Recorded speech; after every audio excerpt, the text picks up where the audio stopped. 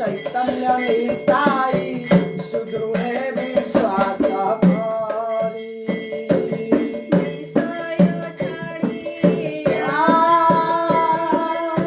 विषय छाड़िया से रस मजिया मुखे बोला हरि हरि। मुखे बोला हरि हरि मुखे बोला हरि हरि।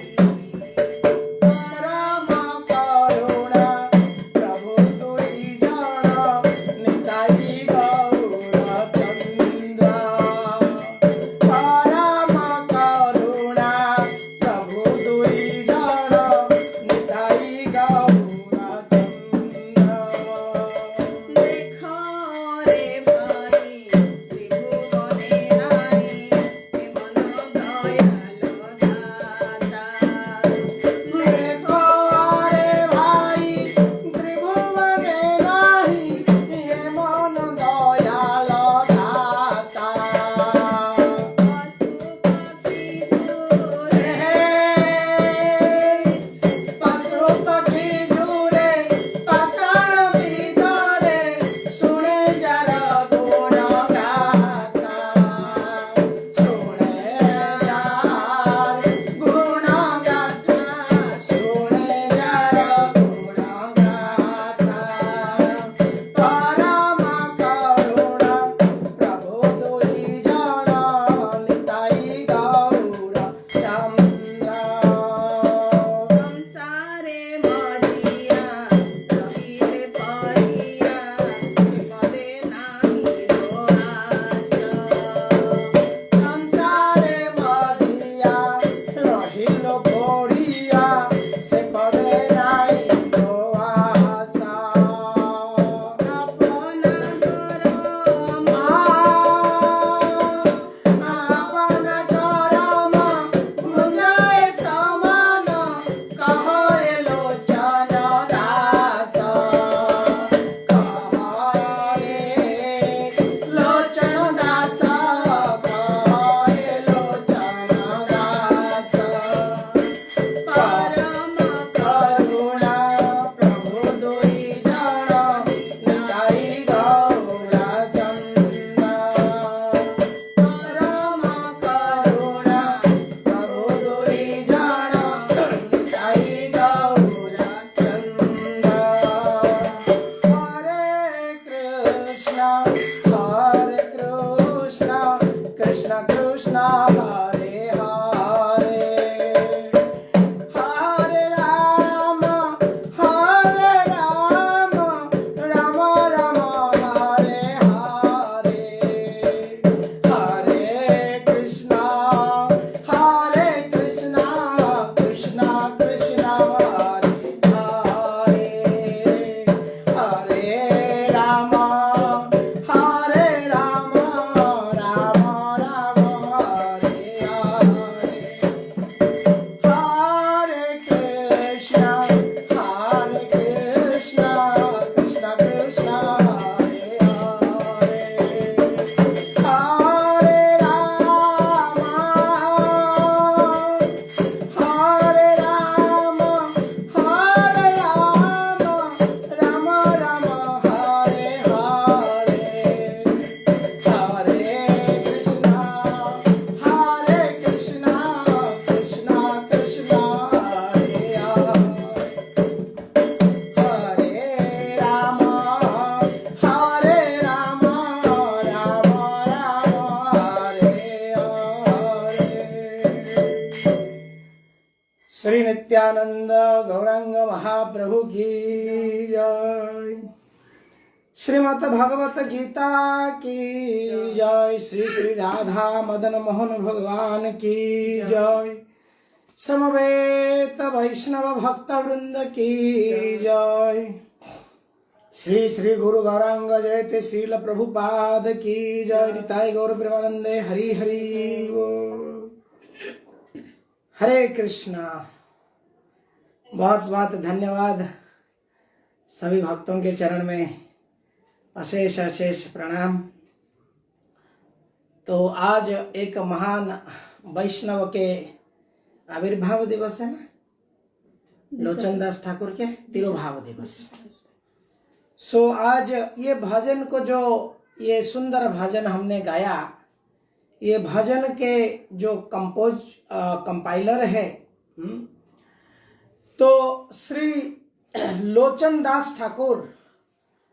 तो लोचन दास ठाकुर एक बहुत गौरांग महाप्रभु के बहुत एकदम बहुत क्लोज डिवोटी है, और इन्होंने चैतन्य मंगल को रचना किया था। चैतन्य महाप्रभु के लीला एक है चैतन्य मंगल, जैसे चैतन्य चरितामृत, चैतन्य भागवत। चैतन्य भागवत वृंदावन दास ठाकुर रचना किए थे, जो महाप्रभु के लीला के अंत के समय में इन्होंने ये सब स्वयं देखे थे, सुने थे, उन सब से ये डायरेक्ट उसको लिखे थे 90 साल की उम्र में। उसी प्रकार से वृंदावन दास ठाकुर, ये लोचन दास ठाकुर। तो हमारे फाउंडर आचार्य श्रील भक्ति वेदांत स्वामी प्रभुपाद ये लोचन दास ठाकुर के ये जो भजन है, परम करुणा पहु दुई जन, the two lords are most merciful and magnanimously merciful. परम करुणा पहु दुई जन निताई गौर चंद्र। निताई गौर is the most merciful lord among सब अवतार सारो शिरोमणि। He is the अवतार of all अवतार। सारे अवतार के शिरोमणि अवतार जो है श्री गौरांग नित्यानंद अवतार। क्यों? मैंने सुना है मैं I have been to a program, retreat program कहते हैं उसको। तो एक कैथलिक रिट्रीट प्रोग्राम में मैं गया था, जहां पर कुछ ऐसे वहां पर मैं सुन रहा था जीसस क्राइस्ट के बारे में और मदर मेरी के बारे में, क्रिश्चियन बाइबल से सब चर्चा की जा रहा था। उसके बाद में उनकी एक टेस्टिमनी हुई, जहां पे लोग आके स्टेज पे कहते थे वो कैसे उनकी फेथ जीसस के ऊपर उनकी श्रद्धा आ गई।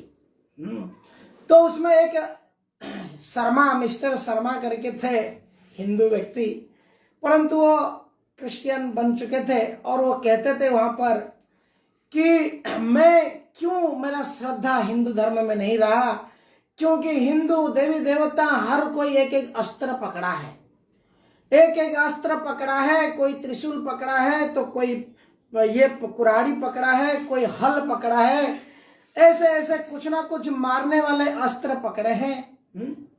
और हिंदू धर्म में जो भगवान है, ये भगवान सब मारते रहते हैं लोगों को, दुष्टों को मारना, किल करते हैं। तो इसलिए भगवान को डरना पड़ता है। और देखिए कितना merciful Lord Jesus Christ, he died for us, he is crucified for us.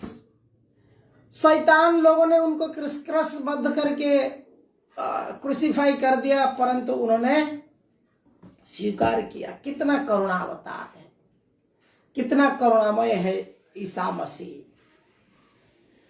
तो मैं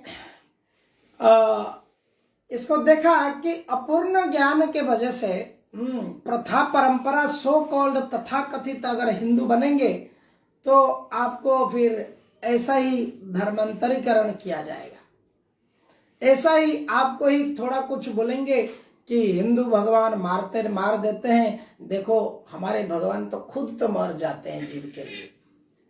तो ये क्यों है? बिकॉज लैक ऑफ वैदिक नॉलेज, अपूर्ण ज्ञान के वजह से लोग इतना जो एक मुझे वो किताब की याद नहीं आ रहा है, हमारे श्रीनाथ जी प्रभु एक बार कहते थे कि Jesus Christ the Lord of the son of the God, जो जगन्नाथपुरी आके, भारत आके, हिमालय आके वो जन्म लिए थे जेरूशलेम में, और उसके जन्म के बाद उनके 17-18 साल तक के बीच में, जन्म से लेके 5 साल के बाद बीच का समय कोई बाइबल में या किसी भी ऐसे ग्रंथ में नहीं है, वो कहाँ गए, किधर किए, क्या किए। सो दैट इज देयर वो बुक में कि Jesus Christ came to India, और वो यहाँ पर आके इस प्रकार से सब ज्ञान, वैदिक ज्ञान, ये सब शिक्षा लाभ करके फिर पाश्चात्य देश में, यूरोप के देश में, उस देश की स्थान काल पात्र के हिसाब से उनको उतने, उनकी मानसिक स्थिति के हिसाब से वो उनको शिक्षा दिए थे। वो भगवान के बारे में विस्तृत वर्णन ना करके प्रिंसिपल्स दिए थे, कमांडमेंट दिए थे। 10 10 कमांडमेंट, क्या क्या नियम मानना है, हत्या नहीं करना है, परस्त्री पर नारी, व्यभिचार नहीं करना, यही सब कमांडमेंट उसमें भी है। परंतु अभी तो वो तो खैर हत्या को अभी चेंज कर दिया गया है कि यू शैल नॉट मर्डर। अभी बाइबल के जो नए एडिशंस है उसके अंदर इस प्रकार आई है that thou shall not murder, यानी हम पशु हत्या, सबको हत्या करके खा सकते हैं, एंड ह्यूमन बीइंग को मर्डर नहीं करना है। तो यहाँ पे मुझे ये विषय इसलिए याद आया कि देखिए चैतन्य महाप्रभु कितने करुणावतार है। ऐसे करुणावतार है कि अभी तक कोई ऐसे परम करुणा प्रभु, दो प्रभु कृष्ण बलराम ऐसे नहीं आए थे। और ऐसे करुणा अवतार न कड़ो, कलयुग में ऐसे करुणा अवतार जिनको जगाई माधाई उनको मार दिया, उनका सर फोड़ दिया, लेकिन चैतन्य महाप्रभु फिर भी उनके भाव में आके गुस्सा हो गए थे, सुदर्शन चक्र बुला रहे थे। नित्यानंद प्रभु बोले, प्रभु अगर आप ऐसे ऐसे शराबियों को मारोगे तो आपको हर किसी व्यक्ति को ये कलयुग में मारना पड़ेगा, तो प्लीज गिव योर मर्सी, आप अपना करुणा दीजिए, कृपा दीजिए प्रभु। तो इसलिए महाप्रभु और ये गौरांग और नित्यानंद ये 2 करुणा अवतार है। भज भज भाई चैतन्य निताई, ये चैतन्य निताई को जो दृढ़ विश्वास से भजन करता है, निताई भजिले गौर पाई, निताई भजिले गौर पाई, भज भज भाई चैतन्य निताई। तो निताई को अगर कोई चरण में आता है तो फिर गौरांग महाप्रभु कृपा करते हैं। फिर गौरांग महाप्रभु कृपा करते हैं तो फिर वो राधा कृष्ण को प्राप्त करता है। तो इसलिए ये इस प्रकार से कलयुग में हर किसी को उद्धार करने के लिए ये अवतार है। तो हमारे श्रील प्रभुपाद जी ये भजन बहुत, स्वयं बहुत ट्रांस में आकर बढ़िया गाते थे, हारमोनियम में, मृदंग में, और ये उनकी एक फेवरेट सॉन्ग थी, जिसको आज हमारे वैष्णव ठाकुर लोचन दास ठाकुर, ये आज इनके तिरुभाव दिवस है, तो उनकी स्मृति में, उनको स्मृति में हमने ये आज भजन गाया। तो श्री गौरांग महाप्रभु की जय, श्री लोचन दास ठाकुर की जय। ओम नमो भगवते वासुदेवाय, ओम नमो भगवते वासुदेवाय, वासुदेवाय, ओम नमो भगवते वासुदेवाय, ओम नमो भगवते वासुदेवाय। हरे कृष्णा। ओम अज्ञानतिमिरन्धस्य ज्ञानाञ्जनशलाकया चक्षुरुन्मिलितं येन तस्मै श्री गुरवे नमः। हम आज अंतिम श्लोक की चर्चा हमारी है 8वां चैप्टर श्रीमद् भागवत गीता और 8th चैप्टर। तो 8th चैप्टर के थोड़े से हम अगर रिव्यू करेंगे कि किस प्रकार से हमने इसको चर्चा किया।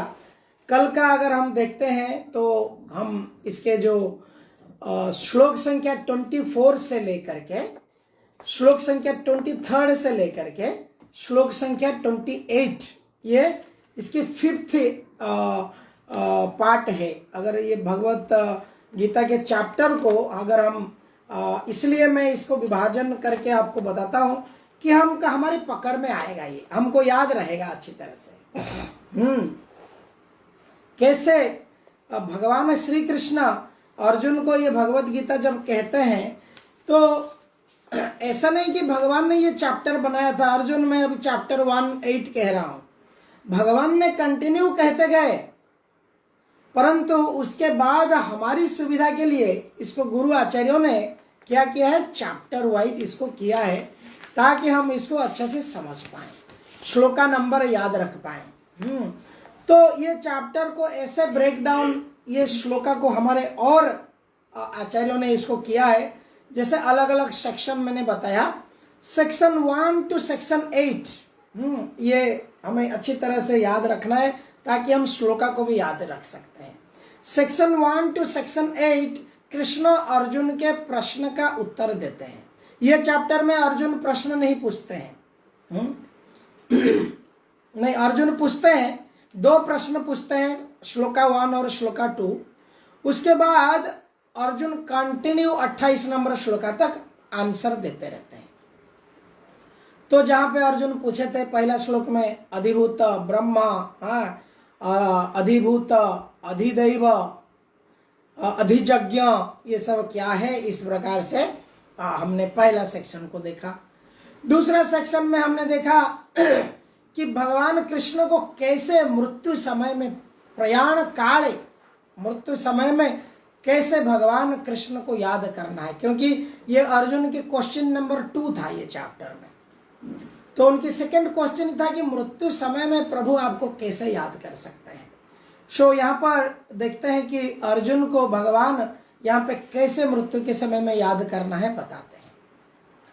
लेकिन आप हर चैप्टर में देखेंगे कि भगवान कृष्ण, पहले मैं जैसे बताया था एक उदाहरण दे करके, जैसे आप कोई मॉल में जाते हैं और कोई प्रोडक्ट को देखते हैं, उसकी हेवी प्राइस है और उसके नीचे फिर लास्ट में उसके ऊपर छक्की क्रॉस लगा हुआ है और लिखा हुआ है ओनली 299।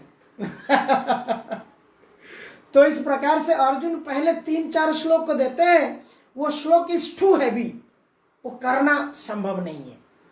फिर लास्ट में अंततः भगवान कहते हैं डोंट वरी, पहाड़ चढ़ना डिफिकल्ट लग रहा है, कोई बात नहीं, आप मेरे चरण में आ जाओ, पहाड़ चढ़ जाओगे। ऐसे पहाड़ जैसी स्थिति दिखाते हैं कि कोई कर ही नहीं सकता है, डिफिकल्ट है, परंतु अंत में कहते हैं कि ये भक्ति के माध्यम से मुखं करोति वाचालम पंगुम लंघयते गिरि यत् कृपा तमह वंदे परमानंद माधव। तो इस प्रकार से यहाँ पर भगवान बताते हैं कैसे एक व्यक्ति मृत्यु के समय में उनको याद करने के लिए योग करना पड़ेगा, अलग अलग प्रकार के विधि विधान की पालन करना पड़ेगा, अलग अलग नीति नियम को सब मानना पड़ेगा, साधना, योगा प्रैक्टिस, अष्टांग योग, ये सब करके भ्रूलता के बीच में ऐसा प्राणवायु को रखेगा, फिर त्याग करेगा। It's very difficult. आजकल mostly death are in hospital, in ICU, कैसे करेगा कोई। तो इस प्रकार से उसके बाद में श्लोक संख्या 9 से 13 भगवान को याद करना वो बताते हैं, प्रैक्टिस थ्रू रिमेम्बरेंस। अगर भगवान को हम रिमेम्बर करते हैं तो क्या होगा, हम आसानी से मृत्यु को हम प्राप्त कर पाएंगे। तो यहाँ पर ये भगवान सहज सूत्र बता देते हैं। उसके बाद में जैसे 7 नंबर श्लोक में भगवान यहाँ पे सहज सूत्र बताते हैं, मतः परातरं नान्यत् किंचिदस्ति धनंजय, ये अध्याय 7 में कहते हैं, मयि सर्वविदं प्रोक्तं सूत्रे मणिगणा इव। तो उसके बाद में भगवान शुद्ध भक्त के ऊपर बताते हैं, श्लोक 14 से लेके श्लोक 16 तक। श्लोक 14 से श्लोक 16 तक भगवान कहते हैं, अनन्य चिंतयन् स्तोमा ये जना परिपा, ये अनन्य चेतः सतत यो मा स्मरति नित्यशः तस्यहं सुलभ पार्थ्य नित्य युक्त स योगिनः। अनन्य भाव से जो निरंतर मेरा स्मरण करता है, स्मरण में एक हमारे आचार्य है जो महान है, वो है कौन? प्रहलाद महाराज। अलग अलग सेवा में अलग अलग आचार्य है, एक्सपर्टीज है उनकी। जैसे श्रवण में परीक्षित महाराज, 7 दिन कोई बाथरूम नहीं, कोई नंबर 2 नहीं, कुछ नहीं, भोजन नहीं, पानी पीना नहीं, 7 डेज कंटिन्यू श्रवण कर रहे थे। कीर्तन में परीक्षित को सुना रहे थे कौन? व्याससुत सुखदेव गोस्वामी। स्मरण में हिरण्यनंदन प्रहलाद महाराज। इस प्रकार से यहाँ पे भगवान स्मरण की बात कहते हैं। निरंतर स्मरण करो, बस मृत्यु आएगा तो मैं अपने आप तुम्हारे हृदय में आके याद आ जाएगा। फिर उसके बाद भगवान क्या करते हैं? दिखाते हैं कि ये भौतिक जगत और आध्यात्मिक जगत की ही एग्जीबिशन दिखाते हैं। आजकल जैसे रियल एस्टेट की एग्जीबिशन चलती है, ये ग्रुप का अपार्टमेंट है, वो ग्रुप का अपार्टमेंट है, प्रॉपर्टी मेगा फेयर।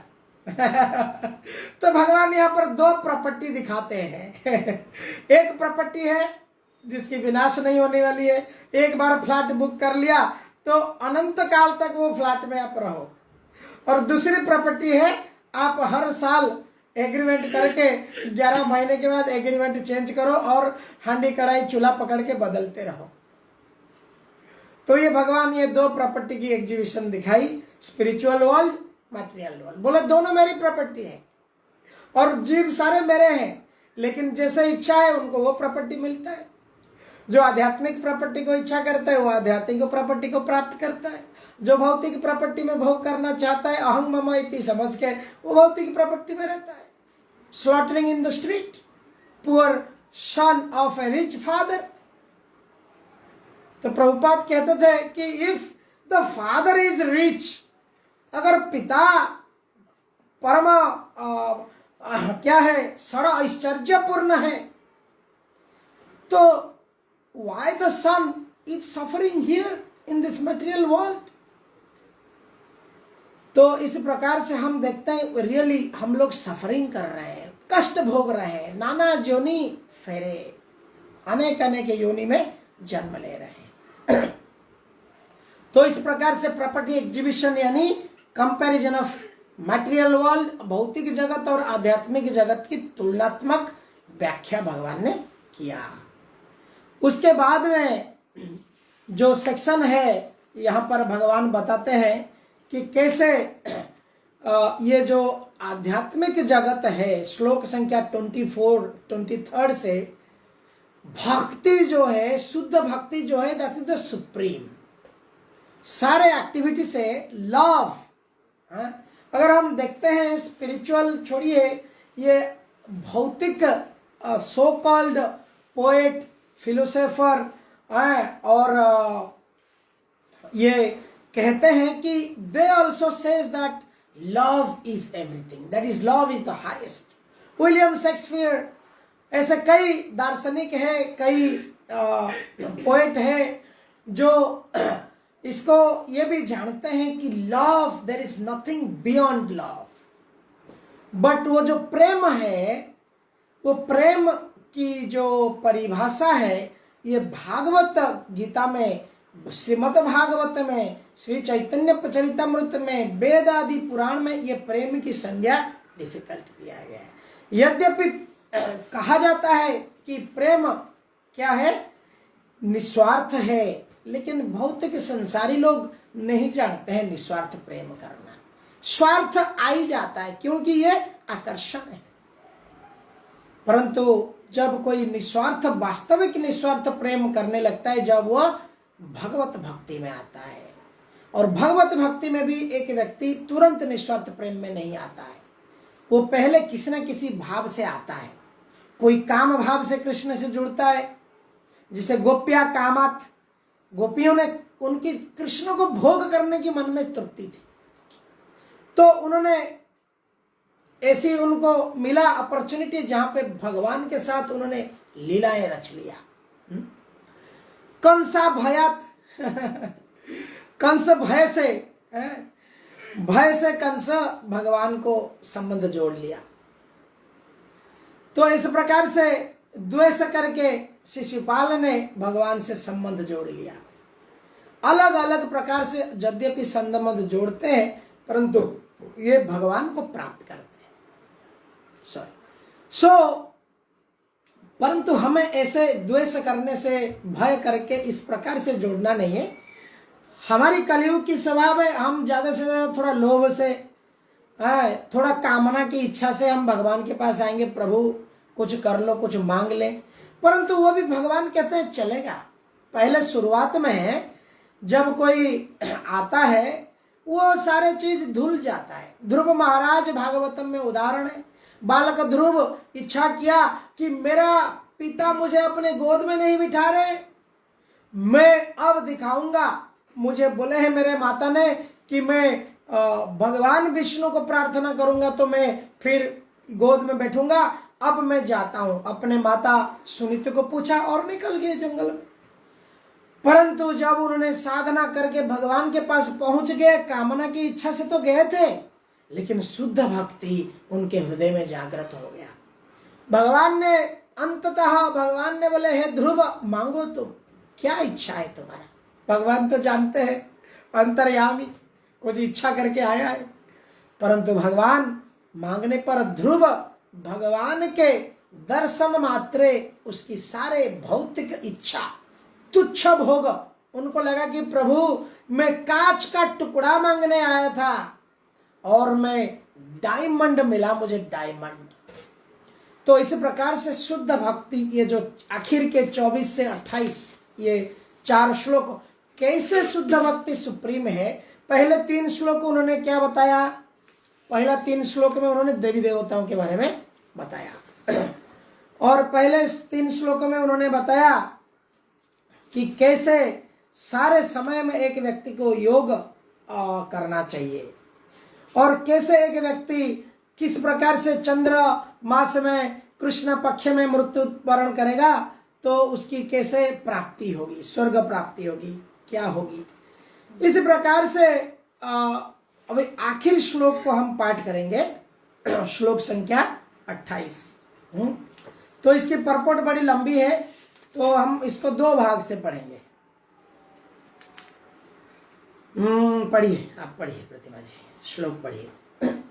वेदेषु यज्ञेषु तपस्सु चैव, वेदेषु यज्ञेषु तपस्सु चैव,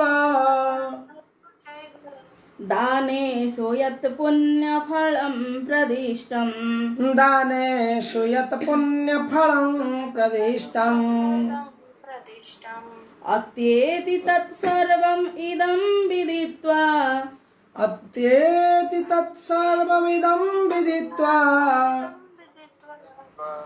योगी परं स्थानम् उपैति चाद्यम्, योगी परस्थानमुपैति चाद्यम्। अनुवाद। जो व्यक्ति भक्ति मार्ग स्वीकार करता है वह वेदाध्ययन, तपस्या, ध्यान, दार्शनिक तथा सकाम कर्म करने से प्राप्त होने वाले फलों से वंचित नहीं होता। वह मात्र भक्ति संपन्न करके इन समस्त फलों की प्राप्ति करता है और अंत में परम नित्य धाम को प्राप्त होता है। तात्पर्य वही हिज डिवाइन ग्रेस ऐसी भक्तिवेदांत स्वामी श्रील प्रभुपाद। यह श्लोक 7वें तथा 8वें अध्यायों का उपसंहार है, जिनमें कृष्ण भावनामृत तथा भक्ति का विशेष वर्णन है। मनुष्य को अपने गुरु के निर्देशन में वेदाध्ययन करना होता है, उन्हीं के आश्रम में रहते हुए तपस्या करनी होती है। ब्रह्मचारी को गुरु के घर में एक दास की भांति रहना पड़ता है और द्वार द्वार भिक्षा मांगकर गुरु के पास लाना होता है। उसे गुरु के आदेश पर ही भोजन करना होता है और यदि किसी दिन गुरु शिष्य को भोजन करने के लिए बुलाना भूल जाए तो शिष्य को उपवास करना होता है। ब्रह्मचर्य पालन के ये कुछ वैदिक नियम हैं। अपने गुरु के आश्रम में जब छात्र 5 से 20 वर्ष तक वेदों का अध्ययन कर लेता है तो वह परम चरित्रवान बन जाता है। वेदों का अध्ययन मनोधर्मियों के मनोरंजन के लिए नहीं अपितु चरित्र निर्माण के लिए है। इसी प्रशिक्षण के बाद ब्रह्मचारी को गृहस्थ जीवन में प्रवेश करने का प्रवेश करके विवाह करने की अनुमति दी जाती है। गृहस्थ के रूप में उसे अनेक यज्ञ करने होते हैं जिससे वह आगे उन्नति कर सके। उसे देश काल तथा पात्र के अनुसार तथा सात्विक राजसिक तथा तामसिक दान में अंतर करते हुए दान देना होता है, जैसा कि भगवत गीता में वर्णित है। गृहस्थ जीवन के बाद वानप्रस्थ आश्रम ग्रहण करना पड़ता है, जिसमें उसे जंगल में रहते हुए वृक्ष की छाल पहनकर तथा क्षौर कर्म आदि किए बिना कठिन तपस्या करनी होती है। इसी प्रकार मनुष्य ब्रह्मचर्य, गृहस्थ, वानप्रस्थ तथा अंत में संन्यास आश्रम का पालन करते हुए जीवन की सिद्धावस्था को प्राप्त होता है।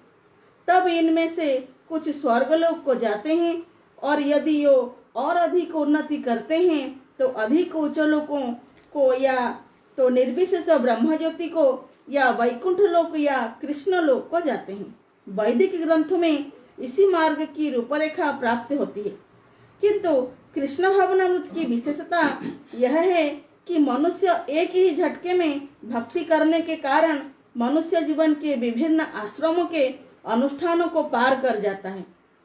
इदम विदित्वा शब्द सूचित करते हैं कि मनुष्य को भगवत गीता के इसी अध्याय में तथा 7वें अध्याय में दिए हुए कृष्ण के उपदेशों को समझना चाहिए। उसे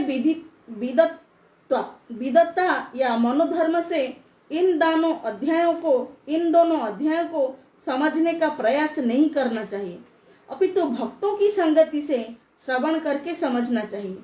7वें से लेकर 12वें अध्याय तक भगवत गीता के सार रूप है। प्रथम 6 अध्याय तथा अंतिम 6 अध्याय इन मध्यवर्ती 6 अध्यायों के लिए आवरण मात्र है, जिनकी सुरक्षा भगवान करते हैं। यदि कोई गीता के इन 6 अध्यायों को भक्त की संगति में भलीभांति समझ लेता है तो उसका जीवन समस्त तपस्याओं, यज्ञों, दानों, चिंतनों को पार करके महिमा मंडित हो उठेगा, क्योंकि केवल कृष्ण भावनामृत के द्वारा उसे इतने कर्मों का फल प्राप्त हो जाता है। जिसे भगवत गीता में तनिक भी श्रद्धा नहीं है, उसे किसी भक्त से भगवत गीता समझनी चाहिए, क्योंकि 4थे अध्याय के प्रारंभ में ही कहा गया है कि केवल भक्तगण ही गीता को समझ सकते हैं, अन्य कोई भी भगवत गीता के अभिप्राय को नहीं समझ सकता। अतः मनुष्य को चाहिए कि वह किसी भक्त से भगवत गीता पढ़े, मनोधर्मियों से नहीं। यह श्रद्धा का सूचक है। जब भक्त की खोज की जाती है और अंततः भक्त की संगति प्राप्त हो जाती है, उसी क्षण से भगवत गीता का वास्तविक अध्ययन तथा उनका ज्ञान प्रारंभ हो जाता है। भक्त की संगति से भक्ति आती है और भक्ति के कारण कृष्ण या ईश्वर तथा कृष्ण के कार्यकलापों, उनके रूप, नाम, लीलाओं आदि से संबंधित सारे भ्रम दूर हो जाते हैं। इसी प्रकार भ्रमों के दूर हो जाने पर वह अपने अध्ययन में स्थिर हो जाता है। तब उसे भगवत गीता के अध्ययन में रस आने लगता है और कृष्ण भावना भावित होने की अनुभूति होने लगती है। आगे बढ़ने पर वह कृष्ण के प्रेम में पूर्णतया अनुरक्त हो जाता है। यह जीवन की सर्वोच्च सिद्ध अवस्था है, जिससे भक्त कृष्ण के धाम गोलक वृंदावन को प्राप्त होता है, जहाँ वह नित्य सुखी रहता है। इसी प्रकार श्रीमद् भगवत गीता के 8वें अध्याय भगवत प्राप्ति का भक्ति वेदांत तात्पर्य पूर्ण हुआ। जय श्रील प्रभुपाद। जय श्रील प्रभुपाद। सॉरी, पूरा पढ़ ले।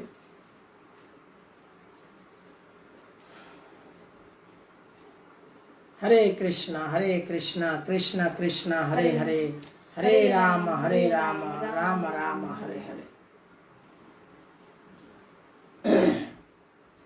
तो ये जो अंतिम अध्याय में प्रभुपाद जी ने मनुष्य जीवन में किस प्रकार से एक व्यक्ति भक्ति करेगा और वर्णाश्रम धर्म को कैसे पालन करेगा, वानप्रस्थ धर्म कैसे, जो 4 धर्म है उसको पालन करेगा, इसके ऊपर प्रभुपाद जी ने व्याख्या किया है। और यही भक्ति है, जैसे यही उसका ग्रोथ है। जैसे श्री चैतन्य महाप्रभु गोदावरी के तट पर रामानंद राय को मिलते हैं, जो रामानंद राय एक गवर्नर होते हैं, पुरी के राजा, उड़ीसा के राजा प्रतापरुद्र देव के गवर्नर होते हैं, जो दक्षिण भारत के गवर्नर हैं। तो वहाँ पर जब महाप्रभु जाते हैं, उनसे मिलते हैं, और वो महान भक्त होते हैं, और महाप्रभु पहले पूछते हैं, तो वो पहले पूछते हैं कि भगवान को विष्णु की स्तुति करने में पाने के लिए सर्वोच्च रास्ता क्या है? तो राय रामानंद कहते हैं कि यही सर्वोच्च रास्ता है, जो वर्णाश्रम धर्म। अथ श्रीमद् भागवतम में भी इसका वर्णन आता है, अथा पुंगी जिदश्रेष्ठ वर्णाश्रम विभागशः सनुष्ठितस्य धर्मस्य संसिदे हरितोषणम। तो वर्णाश्रम धर्म जो है वो क्या है, इसका लक्ष्य है, द गोल ऑफ वर्णाश्रम धर्म ये है कि भगवान विष्णु श्री हरि कैसे तृप्त होंगे। तो वर्णाश्रम विभाग जो है ये आज भी चल रहा है, और आदि काल से चल आ रहा था, और ये चलता रहेगा। बस इसको कैसा है, लोग समझ नहीं पाते। प्रभुपाद जी लोग अगर वर्णाश्रम के नाम लेंगे, लोग कहेंगे वो पुराना जाति प्रथावाद, ओ हो छोड़ो उसको, हाँ, बड़ा बड़ा ये सब था, अच्छा हुआ ये जातिवाद उठ गया। परंतु ये एक मिस इंटरप्रिटेशन हो गया था, परंतु वास्तव में अभी भी वर्णाश्रम है। अगर हम कहेंगे कि अगर कोई कहेगा ब्राह्मणिकल क्लास, लोग कहेंगे जातिवाद। अगर उसी को कहेंगे intelligent class, scientist class, learned class, तो लोग कहेंगे यस इट इज एक्सेप्टेबल। अगर कहेंगे क्षत्रिय क्लास, बोलेंगे जातिवाद है। अगर कहेंगे एडमिनिस्ट्रेटिव क्लास, तो लोग कहेंगे नहीं बराबर है, यही है। अगर हम कहेंगे वैश्य क्लास, तो लोग कहेंगे नहीं जातिवाद है। अगर हम कहेंगे बिजनेसमैन, फार्मर, इस प्रकार में कहेंगे, तो लोग कहेंगे सही है। तो अगर हम कहेंगे शूद्र, बोलेंगे छी छी छी मुझे शूद्र कह लिया, मैं इतना नीच हूं। तो अगर कहेंगे नहीं service class, employee class, so employee class is शूद्र। इस प्रकार से ये आदि अनादि काल से है और आदि अनादि काल तक रहेगा। इसलिए ब्राह्मण is the head of society. एक समाज में अगर ब्राह्मणिकल पीपल है, कई लोग कहते हैं कि बाबा सर मुंडा के ये घर परिवार छोड़ के, माता पिता को छोड़ के इतना पढ़ाई किया, इस्कॉन में ज्वाइन कर गया, बाबा जी हो गया। लोग गाली देते हैं, मूर्ख कहते हैं, पागल कहते हैं। लेकिन आप सोचिए, अगर कोई टीचर की वृत्ति नहीं करता, कोई अगर टीचर की प्रोफेशन नहीं चुनता, क्या हम स्कूल में पढ़ पाते थे? तो समाज में इस प्रकार से सारे प्रकार ये वर्णाश्रम की व्यवस्था की गई है। एजुकेटर, शिक्षक श्रेणी, एक शिक्षक श्रेणी होता है जो हमको भौतिक ज्ञान देता है। ऐसे शिक्षक श्रेणी है, साधु वर्ग है, जो हमको जीवन में किस प्रकार से अपने जीवन के लक्ष्य को हम सेट करेंगे, ऐसे शिक्षक आवश्यक है, गुरु, साधु, वैष्णव। तो अगर कोई रिनाउंस करता है और समाज के लिए वसुधैव कुटुंबकम मानता है, मेरा वसुधा है, मेरा परिवार, और हर जीव को वो अपना समझ के प्रयास करता है किस प्रकार से भगवान से इसके संबंध जुड़ जाए, तो क्या हानि किया? तो इस प्रकार से हम देखते हैं सारे प्रकार की क्लास चाहिए। देखिए, वही पिता माता को छोड़ के वही बेटा बॉर्डर में फाइटिंग करता है, वो एक्सेप्टेबल है। माता पिता इतना पढ़ाते हैं, इतना प्रेम करते हैं, और उसको आर्मी में सिलेक्शन हो जाता है, वो जाता है वहां पे, he is fighting in border, he is risking his life for the country, but that is acceptable in society. लोग उसको वाह वाह वाह वाह करते हैं, महान महान कहते हैं। परंतु यहाँ पर यह वर्णाश्रम की जो क्लास है, क्योंकि कलयुग में धर्म एक पद में है धर्म standing in one leg only. तो आज धर्म में कहाँ है? लोगों को इस प्रकार की चीज चाहिए नहीं, बोलता है ये क्या, ये सब फालतू है। और कोई अच्छा बिजनेसमैन बन जाता है, लोग अप्रिशिएट करते हैं। शरीर की कोई सेवा करता है, लोग अप्रिशिएट करते हैं, बहुत शरीर की अच्छा सेवा करता है। मैं देखा हूं कई सारे लोग, हम ये अच्छी बात है, मैं निंदा नहीं कर रहा हूं, but I am saying this is only one side of the coin. मतलब क्या है, देखिए कई लोग हैं जो शरीर को सेवा करते हैं, only serving the body of the person.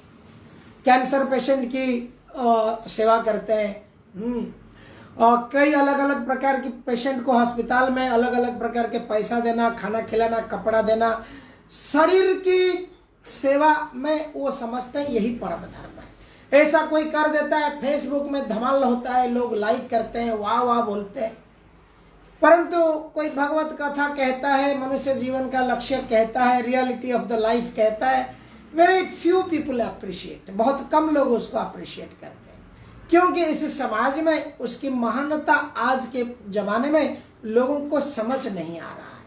लोगों को लगता है कि जिम्नासियम के दान कर दिया, कोई वृद्धाश्रम में दान कर दिया, किधर कोई अच्छा सेवा कर दिया, फोटो खींच दिया, पीपल आर हैप्पी कि नहीं ये वास्तविक सेवा हो रहा है। मंदिरों क्या है, मंदिरों ये सब सेकुलरिज्म है। तो इस प्रकार से हमारे प्रभुपाद कहते थे कि टेम्पल्स दीज आर ओएसिस, ये मरुभूमि में ये क्या है, पानी का सोर्स है। This ISKCON centres, ISKCON temples, these are oasis, ये झरना है मरुभूमि के अंदर, जो एक प्यासा व्यक्ति, अनादि काल से ऐसा प्यास से व्यक्ति जो उसका बुझ नहीं रहा है, ये प्रेम भक्ति यहाँ पर मिलने की ये एजुकेशन यूनिवर्सिटी है। प्रभुपाद कहते हैं कि this ISKCON centres are not कि यहाँ पे आके घंटी बजा के टन टन टन टन ठोको घंटी, भगवान शुरू मेरा इच्छा पूर्ति करो, इट्स नॉट फॉर दैट। आप देखेंगे इस्कॉन के मंदिरों में ऐसा घंटी नहीं है, ढंग ढंग ढंग there is no such bells. क्यों? यहाँ पर आना है और शिक्षा लाभ करना है, भगवत गीता पढ़ना है, भागवतम पढ़ना है, मनुष्य जीवन के लक्ष्य को समझना है। तो दिस यूनिवर्सिटीज को आज के जमाने में बहुत कम लोग पहचानते हैं। ऐसे तो लोग है बोलते हैं विदेशों में पैसा भेजता है, ये विदेशी संस्था है। तो इनको पता नहीं हमारे देसी प्योर देसी श्रीला अभय चरणारविंद भक्ति वेदांत स्वामी प्रभुपाद जी ने कितना प्रयास किया कि कैसे इस भारत की वैदिक धर्म को पूरे विदेश में इसको प्रचार किया जाए। तो आज विश्व भर में जगन्नाथ जी की रथ यात्रा होती है, ये प्रभुपाद को श्रेय जाता है। तो इस प्रकार से हम देखते हैं कि इस यहाँ पर कृष्ण गुरु, ब्रह्मचारी, वानप्रस्थ, गृहस्थ, गुरु के शरण में रहना, इस प्रकार से यहाँ पर वर्णित करते हैं। और उसके साथ में प्रभुपाद जी बताते हैं एक व्यक्ति जब शरणापन्न भाव से रहता है वो वास्तविक सुखी रहता है। जो व्यक्ति शरणापन्न भाव से नहीं है वो सुखी कैसे हो सकता है? क्यों? क्योंकि इतनी इच्छा है। गोपीनाथ मम निवेदन सुना, विषय दुर्जन सदा कमरत, विषय दुर्जन सदा कमरत, किछु नहीं मोर गुण, किछु नहीं मोर गुण। आई एम ए विषयी। विषयी शब्द क्या है? मैं एक इंद्रिय भोगी हूँ, अलग अलग तरह तरह की मेरा इंद्रिय भोग करना चाहता है और उसको तृप्ति करने के लिए मैं गधा जैसा मेहनत करता हूँ और उसके लिए मैं लाभिशली इंद्रिय भोग करने की मेरी प्रस्तुति चल रहा है। यही मेरा जीवन की लक्ष्य है। दुर्जन हूँ, इसलिए मैं प्रभु, ये भक्ति विनोद ठाकुर कहते हैं प्रभु मैं दुर्जन हूँ। और मेरे मन क्या है? सदा काम रत। काम अर्थ नहीं कि मेहनत में रहता है, मेहनत में तो रहता है, वो काम नहीं है। ये काम शब्द का अर्थ है कि इंद्रिय तृप्ति में रहता है। किछु नहीं मोरो गुण, आई हैव नो गुण, आई हैव नो क्वालिफिकेशंस, मेरी कोई योग्यता नहीं है प्रभु। इस प्रकार से हमारा भरोसा तुम्ही है गोपीनाथ, आप मेरे भरोसा है। इस प्रकार से ये शुद्ध भक्ति जब कोई करता है तो वो क्या करता है, भगवान को बहुत आसानी से प्राप्त करता है। तो हम देखते हैं गृहस्थ जीवन क्या, धर्म क्या है, गृही गृहस्थ हम कहते हैं। तो यहाँ पर प्रभुपाद जी परपोट में बताते हैं कि गृहस्थ व्यक्ति दान करता है। देखिए जो वर्णाश्रम सोसाइटी है इसमें एक ब्रह्मचारी क्लास है। ब्रह्मचारी they will not earn money, they are student class. Brahmachari means in English it is student class. And Gruhastha is a family member, family person. तो यहाँ पर गृहस्थ इज द ओनली पर्सन जो पैसा कमाता है और बाकी क्लास को वो सस्टेन करता है। सो फिनेंशियल सपोर्ट कौन करेगा, गृही गृहस्थ करेगा। केवल स्वयं के परिवार पालन नहीं करेगा, समाज में सस्टेनेबिलिटी, ब्रह्मचारियों को किस प्रकार सस्टेनेबिलिटी होगा, प्रोटेक्शन होगा, वो गृहस्थ का धर्म है। और वानप्रस्थ जो त्याग कर लिया है, रिटायर्ड ले लिया है, उनको सस्टेन कराएगा। और क्या करेगा, सन्यासियों के भी प्रोटेक्शन देगा, क्योंकि सन्यासी गृहस्थ को अपना मति सही सलामत रखने के लिए देंगे। तो परंतु आज की समस्या देखिए, मैं लोकल ट्रेन में देखता हूं 70-70 साल में उम्र में लोग रिटायर्ड हो करके एक्सटेंड करके नौकरी, आईडी कार्ड गले में डाल के जाते हैं 40-40 किलोमीटर नौकरी करने के लिए। 60 साल में अपार्टमेंट खरीदते हैं, 50 साल में शादी करते हैं। क्या जिंदगी है।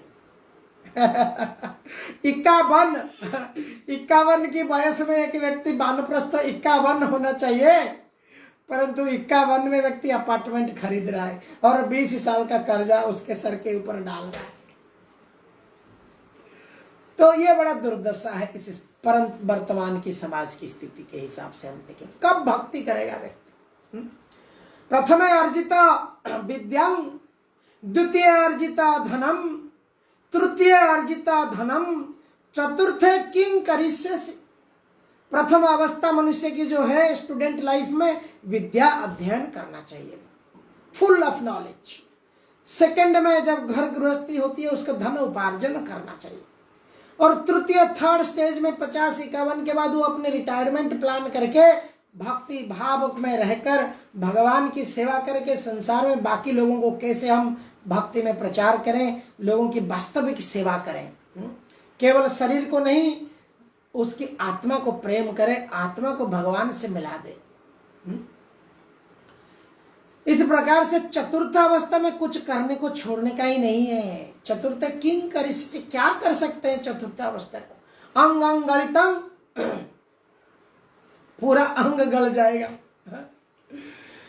तो इस प्रकार से हम आज की ये जो परपोट है इसमें हमने देखा कि सन्यास ये सब जो है ये वास्तव में अभी भी है।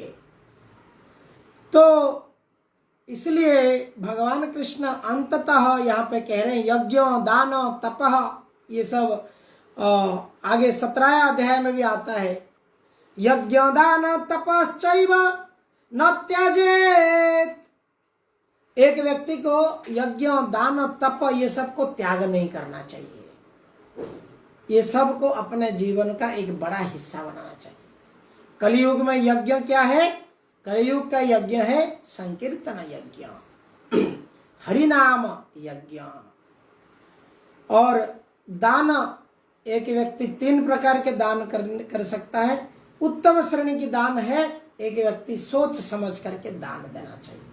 कहां पर मैं दान दूं जिसमें भगवान प्रसन्न होंगे। सो इस प्रकार से दान तप, कलयुग में तप क्या है कि 4 नियम पालन करना,